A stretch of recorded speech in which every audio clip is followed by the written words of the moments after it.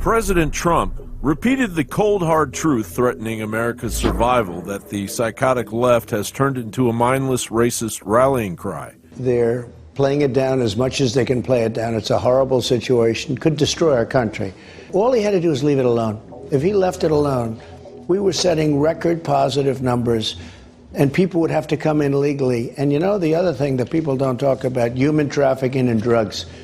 That's doubled, tripled, and quadrupled coming in because that's pouring in right now. Drugs are pouring in. We had it so tight. And the numbers are staggering. When it comes to the seizure of drugs by Border Patrol so far in 2021, methamphetamine seizures are already at 91,031 compared to 85,348 in all of 2018, while cocaine and fentanyl are on pace to set new records. According to the Business Insider, the U.S. Drug Enforcement Administration recently released its annual National Drug Threat Assessment, in which it maps out the states where Mexican drug cartels have gained influence, with presence in Texas, California, Arizona, New Mexico, Chicago, New York, Florida, Kansas, Colorado, Hawaii, and Puerto Rico. And as the drugs pour through, the death rates on both sides explode. While opioid deaths increased in the United States, more migrants have died trying to cross the entire border during the first 3 months of 2021 than in all of 2019, according to the data tracked by the International Organization for Migration. But among the ones that get through, according to Brian Hastings, a Border Patrol agent overseeing operations in the Rio Grande Valley in Texas, Hastings says that officers there arrested 861 immigrants who had committed criminal offenses, including 92 sex offenders and 63 who had gang ties. In the San Diego sector, Border Patrol agents said they are on pace already this year to arrest more sex offenders this fiscal year than the previous year. That from the New York Post. And worst of all is the threat of those meaning to do all of us harm, whether you are an illegal alien, legalized resident, or natural-born U.S. citizen. 120 Border Patrol agents were taken off the border to deal with the individual, the unaccompanied children in these facilities. And we already learned today they're at max. So that means more Border Patrol agents are going to come off the border, make our country less safe. And now we know people even on the terror watch list, people from Yemen and the Middle East are coming across the border now. The White House Press Secretary Jen Psaki today downplayed the seriousness of terrorists being caught at the border.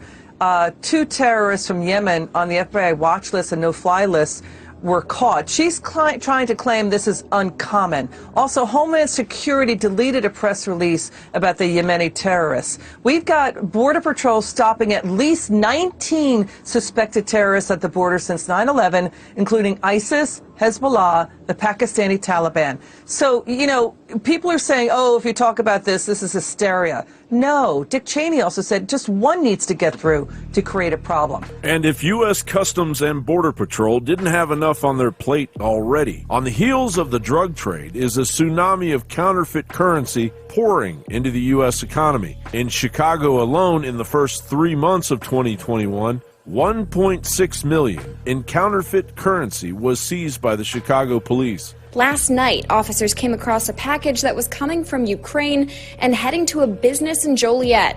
U.S. Customs and Border Protection officers checked it out and found this: prop money. 250 counterfeit currency seizures like these in the past 9 months, valued at $11 million. That's nearly 1 seizure per day. And Ukraine is on their list of top offenders. And that could really cause disruptions to, you know, the security of the U.S. dollar, both here in the States and worldwide, with counterfeits. These aren't the political talking points shoved down your throat by the corporacratic propaganda media. As the establishment moves to strip Americans of their right to defend themselves, we will make clear that statutory restrictions on short-barreled rifles apply when certain stabilizing braces are added to high-powered pistols.